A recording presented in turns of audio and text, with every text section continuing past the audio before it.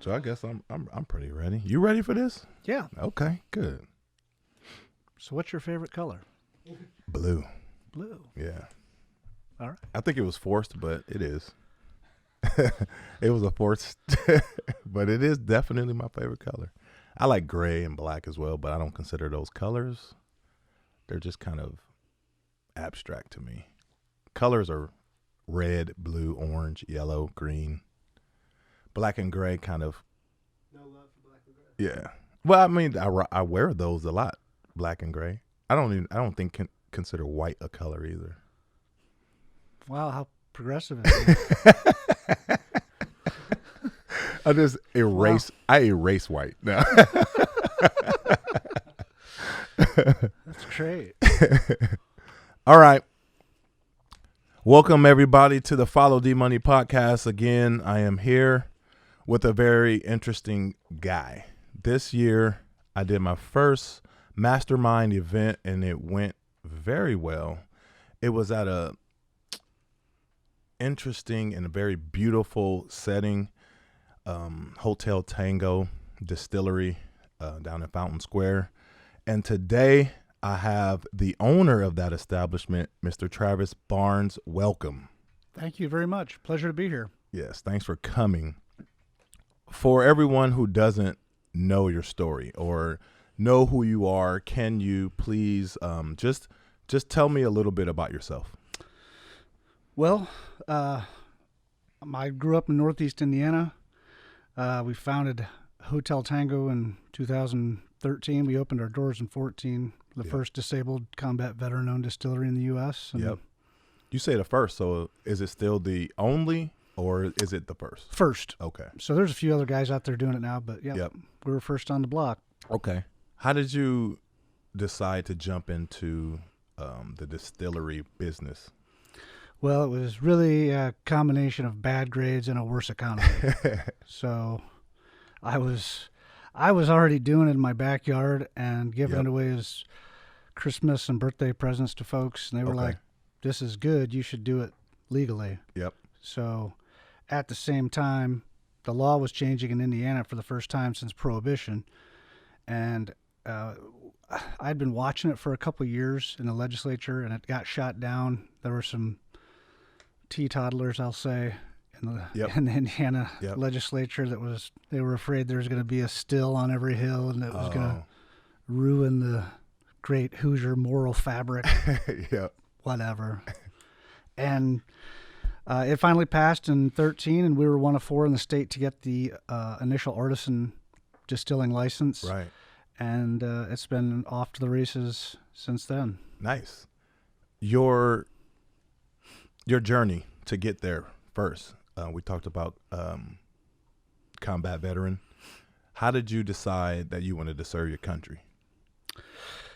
I'd started my first semester of college in 2001. Yep. 9/11 happened, and I'll be honest, I wasn't the best student ever. I was very easily distracted, and I think that what happened, I felt like a lot of guys, a patriotic duty to go serve my country, and so I enlisted in the Marine Corps and went into the infantry, and then got selected for First Recon. Okay. And from there, I did 3 tours. I was in Iraq in 2003 for the initial invasion, and then 2 follow-on tours, Fallujah and Ramadi, most of the places I spent. So, yeah. In action. Yeah, definitely a gunfighter. Yeah. How did you can you describe when you got injured? Is that? Yeah, so I was hit with about 12 IEDs between my 3 tours, completely rocked and socked and knocked out. And wow, that's crazy. And you got awards for that. Yeah, definitely got combat actions and some combat awards. Yep. Got a couple NAMs, so Navy Achievement Medals. Yep. So, nice. Congrats on that, and thank you. Yeah. Coming from Northeast Indiana, going into the military, there's a huge eye-opening experience with different cultures and all that, right? Oh, I'll say so. Yeah. So Did that change your mentality or the way you viewed society or the world or anything? Yes. How? Well, I mean, Oh because a lot of man. people don't understand that when you come from a place that everybody thinks the same, and then you go to a place like the military where you have so many different cultures, so many different perspectives, you tend to become a little bit different in the way you view the world. Yeah, I mean, I grew up in kind of Mayberry. It was a pretty, all white Yeah. working class town. Yep. Good people, but there was not. It was very kind of one way grow up, and Right. um, not bad in any way, but definitely um, conservative, um, family driven, but not a lot of exposure to really anything other than that. Yeah. Yeah. Yeah. So pretty white bread, I would say. Right. How did that? How did you, when you entered the military, and how were you perceived when you came in? As that? You know what I mean? Like skinny white dude. So, but how does that work out? It's Because it's scary since when- I've met you, you don't Yeah. seem like small town Indiana. I think that you go from that to then, large black drill instructors are yelling at you, and you're like, "What universe am I in?" Right. And then you have a Mexican dude and a Pakistani guy and a Muslim and a Catholic and a Jewish kid, and like all in the same platoon now, living together, all different parts of the country. So from Bronx, New York to downtown South Central LA, Right. all within a platoon or a team of guys, 6 guys to 20 people. Yep. That it's not all just little white guys. It's all this spectrum of in class too. I mean, just socioeconomic, where it's there's rich guys that just all had this same kind of collective calling for one way or the other. I think mine was partly timing. I think it's weird how 9/11 kind of changed the whole course of my life. Yep. And I never would have had those experiences, not just with that, but then living, fighting alongside all those guys, nuts to butts every night. Right. So in a very close-knit Spartan lifestyle. I mean, Yep. I don't think I talked to a girl for 4 years while I was in. That kept me pretty busy. Wow. No girls. Dang. No, there were no women allowed in our unit at that time. And I, back to back to back tours. I mean, it was just in between that, it was very intense training. So it was a very quick 4 years. Right. And after the military, did you go back to school? Yeah, I went to IPFW. Yep. And you were in law school too? Yep, that's when I moved down to Indy in 2010 to IU McKinney School of Law here in town. And I was kind of continuing at the same time to build my first still. Yep. And kind of do it as a hobby in the backyard. Again, giving it away to buddies and family members, and Yep. just sipping and trying it. And Hotel Tango, people always ask me, like when I was telling people I was having my event at Hotel Tango, they were like, "Can I get a room?" And I was like, "It's not a hotel." sorry, no vacancies. it's no hotel. And tell us how you came up with the name Hotel Tango. So my wife, Hillary, and I are both pilots, and Okay. kind of within the military, there's the phonetic alphabet, so Alpha, Bravo, Charlie. Yep. So her name, Hillary, my name, Travis, so Hotel Tango, and Simple. then W is whiskey. So Yeah. Simple. it's our cutesy little call signs Right. for each other. I notice on social media, you guys are very active in the social spectrum. How did that become important to you, and how do you decide what you speak about and what you stand up for? Well, I guess I'll say it goes back to the small town of doing the right thing. when no one's watching. Yep. Combined with the military of, someone's always watching, so you better damn well do the right thing. Right. And I think that's just important. I think that it's a lot of moral compass. I think my wife has a lot to do with that. And that we have this business and this platform, this following, and we should use it for good. Yep. So I think that's a big part of it. I think the other things are just, when you see something, say something. Yeah. Well, I think it's commendable. And do something. Yeah, because you don't owning a business, you don't have to say anything. You don't have to speak out or take a stance, because you may offend or you may upset someone. And fuck them. Where we live, I mean, I think that you guys represent a lot of people who aren't really well accepted in the large spectrum. But I mean, if you were in the city of Indianapolis, then yes, you might get it. But the state of Indiana, literally on electric night, turned red as soon as they closed the polls, and it's like it just tells me where we are mentally and in the political spectrum. So it's very commendable that you guys speak up and just say something. I want to commend you on that. Thanks. I mean, we walk a weird line between, business and politics. And, I think that we've always been, able to walk that line pretty well. Yeah. But again, this has just been some crazy times that we're living in. And like, you don't want to be on the wrong side of history. Yep. And again, just to do the right thing. I guess this boils down to that. Yeah. Yeah. It's simple. Be nice. Be a good one. Don't be an asshole. Yeah, that's really simple. That's what it boils down to. Admit you're wrong. I mean, fuck. Yeah. We all grow. Just be good. The pandemic, it affected a lot of people. And you guys also helped in a way that many businesses didn't. You want to talk about what you guys did during the pandemic, how it affected you, how you stepped up?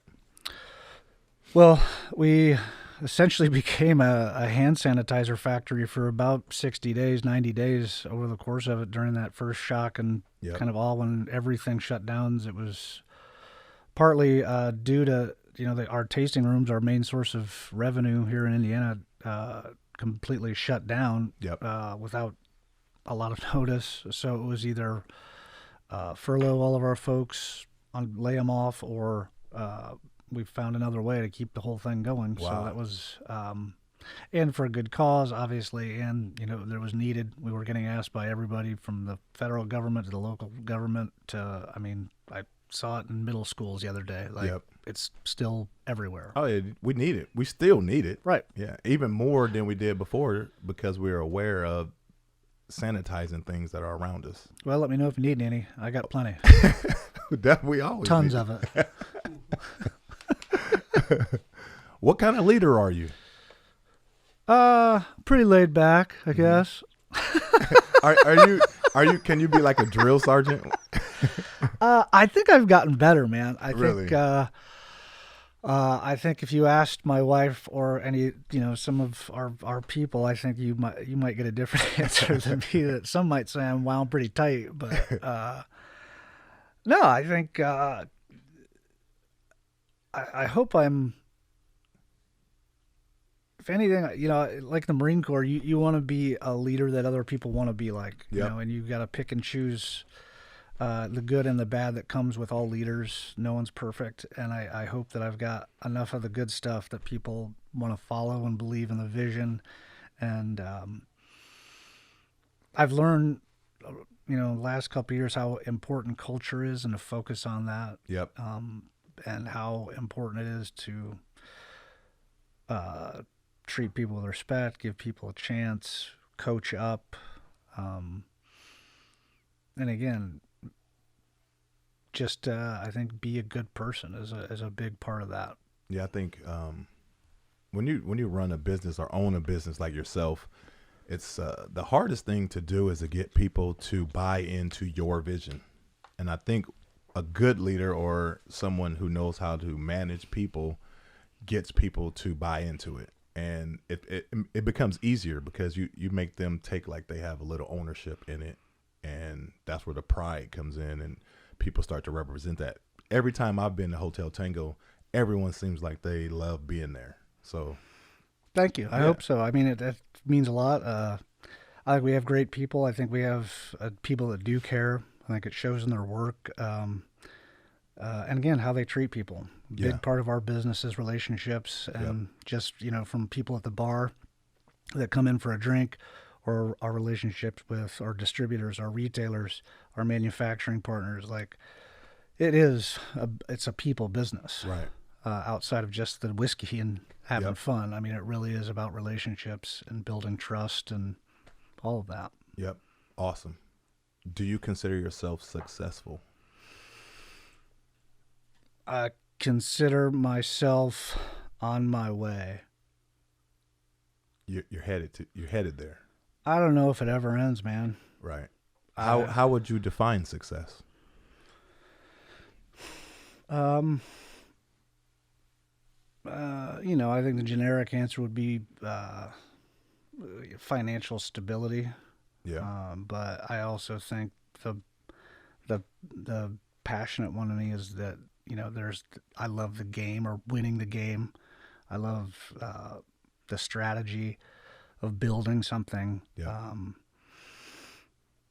and just always improving the foxhole. Like, yeah, what can we do to make something more efficient, or to up our service game, or to uh, be ahead of trends and yep, not follow trends, um, and stay true. I think all of that, like that's what gets me up and fired up. I don't want to. When you say I take your question as like there's an end game or like a moment of like realization, and I'm like, no, there's no end. keep Yeah, pushing. like to you, success is the journey, like continuing. Yeah, Yeah, it never should end. I right, mean, I could do. I feel like every day I wake up ready to go. What's the next big thing? What's the next big mountain we can climb to take this company to the next level? right. Like, that's what fires me up. Well, that's a great intro to this next question because I would like to know where do you see Hotel Tango? What's the growth in the next 5 to 6 years? We'd like to be at that point, I think, in 40 to 50 states. Right now we're in 20. Um, I think we would like to, at that point, probably be over 100 people in the company. Okay. Um, and I think the other big part is just continuing to make great products, new products, release older products will Yep. be fun. To be able to let bourbon sit, longer and longer. That's the cool part for Yep. me too. Is Aging it just makes it yeah, way better. Yeah. right. Yep. So it's but that's the tricky part too, because we want to sell too, Right. obviously. Right. Um, I'd really like to eventually have kind of a more consolidated footprint campus where we can do everything all in one. Oh, okay. So That'd be good. yeah. I'm gonna switch gears a little bit. When you're not at Hotel Tango at the bar drinking there, where do you like to go? Oh man. I hope my wife's not listening. Just kidding, Hill. I would never. Uh, I would say my place is probably, if I'm going to go out drinking, Ralph's is my kind of like little. That's a little hole in the wall bar. Yeah. I never heard of Ralph's. Oh man, you got to go on Friday. It's prime Okay. rib night. It's the Oh. best you'll ever have. Prime rib, potato, Yep. 2 sides, Yep. dessert. They sell $24. Hotel Tango. Oh yeah, of Oh, course. okay. They're one of our best. I buy a lot of it there when I'm Right. waiting for my prime Okay. rib. But Okay. other than that, I'm usually I'm a homebody, man. I got 2 little girls under 2 years old, Wow. Veda and Francis, and they take up a lot of my time. I'm sure. I am sure. Excluding family, Who would you consider your hero? Man. Uh, well, It's a lot of people out there. yeah, there's a lot of the first things that do come to mind are Marines. Let's hear it. There's Chesty Puller. I like Lou. I got it. Lou Diamond. Lou Not- Diamond. Yeah, not Lou Diamond Phillips. Lou Diamond. Lou Diamond. I know the name Lou Diamond. Who is Lou Diamond? He he was an old salty Marine. Yep. He had a beard in World War II. So if you ever look him up, it kind of looks like yours. I mean, and he wasn't supposed to have it, obviously, Oh, okay. but he was so old at that point and Yep. salty that no one was brave enough to tell the old guy, like, "Hey, man, you need to shave," because Right. would have Because heard he was that salty. Like, get on down the road. right. Like, Lou Diamond. apparently, I think the legend is that this guy shot a mortar and like hit a Japanese ship with one mortar. Like it hit it right in the center tube and blew the whole ship up. Wow. It's pretty badass. Right. Right. Oh man. Chesty Puller.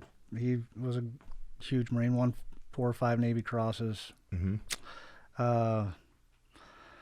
Yeah, military guys, I would say, are my Yeah, that's big what's up. things. I mean, that's your realm. That's respectable and commendable, and people I've never heard of. So I'm gonna look them up. Yeah. Yeah. I mean, that's again kind of my forte. I would say is the military guys.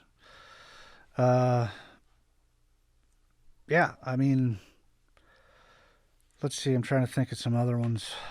Who do we have in our house? Frederick Douglass. Yeah. That's a big one. Yeah, it's huge for me too. Yeah. So Yeah. I mean, all the stuff he did in the 19th century from the 1860s onward, like, was pretty badass. Yeah. I mean, Yeah. amazing. Yep. Yeah. I mean, so those guys. Yeah, those are good.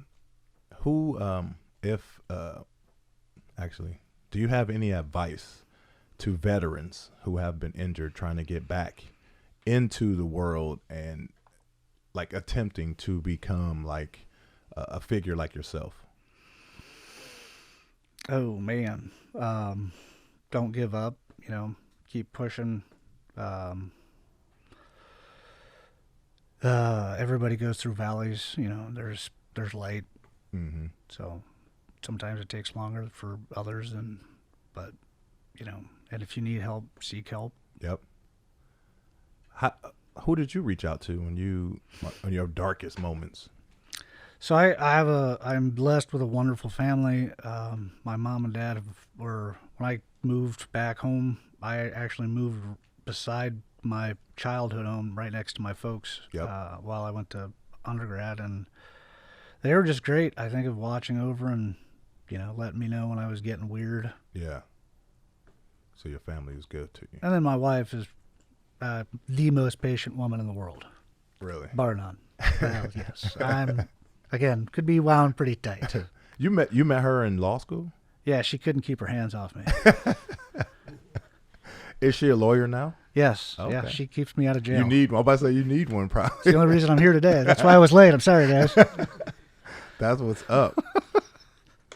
What do you have? Like, do you have anything that you want to talk about? Is there anything on your mind? Like, what does Travis Barnes think about when he's driving in the car?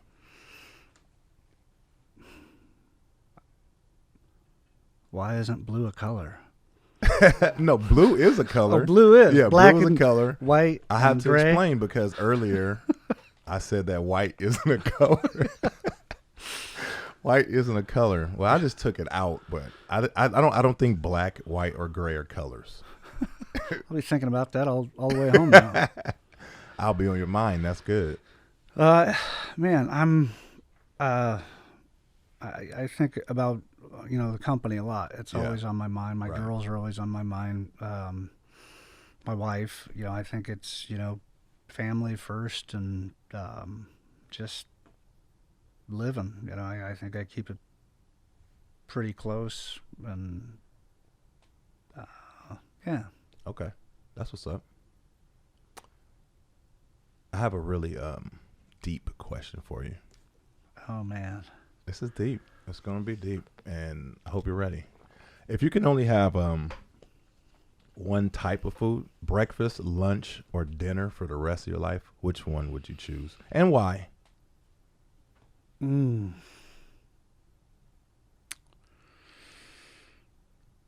Breakfast. I just love eggs, sausage, and Bacon. toast. You like bacon? Yeah, bacon's my favorite. Probably Bacon. my favorite food, bacon. You can do a lot with bacon. Yeah. I like a good quiche. Oh, they say real men don't eat quiche. That's not true. I'll challenge you. Who said that? One of these guys in here? I've heard that. I've never heard that. Yeah. If I'll are eat we anything. going to do another mastermind event at Tango? I would love to. Yeah. Yeah. I would like absolutely. to do that. We gotta plan something. I'm thinking winter, fall ish. Let's do it. Yeah, for sure. And if people want to reach out for events or alcohol, like how do they reach you? Or are you available on social media? Do you do that? Yeah, you check us out at hoteltango.com. We're on Facebook, Instagram, Yep. TikTok. Yep. Oh, TikTok. All the social medias, I believe, we're on. Okay, cool. Every single one of them. That's what's up. I really appreciate you taking time out of your busy schedule to come sit with little old me. No, thank you. This is an honor. I really appreciate it. This has been fun, man. Thank you. Always go to followdmoney.com. Check out everything we have. Watch an episode. Tell me some questions I should have asked Travis, and donate some money, something. Peace out.